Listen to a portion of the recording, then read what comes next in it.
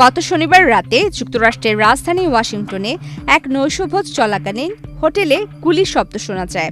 President Donald Trump তখন সেখানে সাংবাদিকদের সঙ্গে ডিনার করছিলেন। পরে সিক্রেট সার্ভিসের সদস্যরা দ্রুত তাকে নিরাপদ স্থানে সরিয়ে নিতে সক্ষম হন।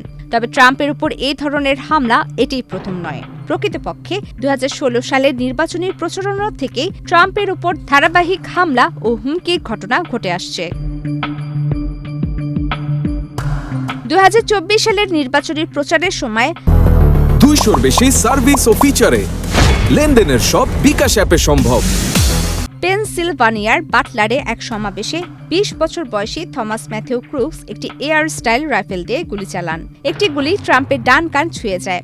পরে সিক্রেট সার্ভিসের স্নাইপাররা হামলাকারীকে গুলি করে হত্যা করে। এই ঘটনায় সিক্রেট সার্ভিসের নিরাপত্তা ত্রুটি নিয়ে তদন্ত কমিটি গঠন করা হয়েছিল। একই বছর ফ্লোরিডার ওয়েস্ট পাম বিচে ট্রাম্প ইন্টারন্যাশনাল গলফ ক্লাবে রায়ান ওয়েসলি রুথ নামের এক ব্যক্তিকে রাইফেল সহ ওত পেতে থাকতে দেখা যায়।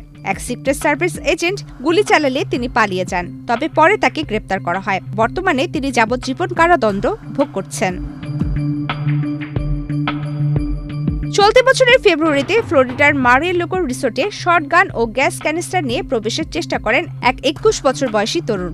সে সময় সিক্রেট সার্ভিসের গুলিতে ওই তরুণ নিহত হন।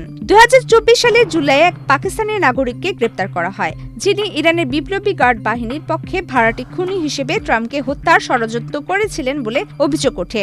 পরে আরেক ইরানি নাগরিকও একই ধরনের ষড়যন্ত্রে জড়িত থাকার কথা স্বীকার করেন। 2020 সালের সেপ্টেম্বরে এক ফরাসি কানাডীয় দ্বৈত নাগরিক ট্রাম্পের কাছে প্রাণঘাতী রাইসিন বিষযুক্ত একটি চিঠি পাঠান। এর আগে 2017 সালে নর্থ ডাকোটায় এক ব্যক্তি একটি ফর্কলিফট চুরি করে প্রেসিডেন্টের গাড়ি বহরের উপর তুলে দেওয়ার চেষ্টা করেন। তার উদ্দেশ্য ছিল ট্রাম্পের লিমুজিনটি উল্টে দেওয়া। 2016 সালের জুন মাসে লাস ভেগাসে ট্রাম্পের নির্বাচনী সমাবেশে এক ব্রিটিশ নাগরিক এক পুলিশ কর্মকর্তার বন্দুক ছিনিয়ে নেওয়ার চেষ্টা করেন। পরে তিনি স্বীকার করেন যে তার লক্ষ্য ছিল ট্রাম্পকে হত্যা করা। প্রমিতি কিবরে ইসলাম, বাংলাদেশ প্রতিদিন।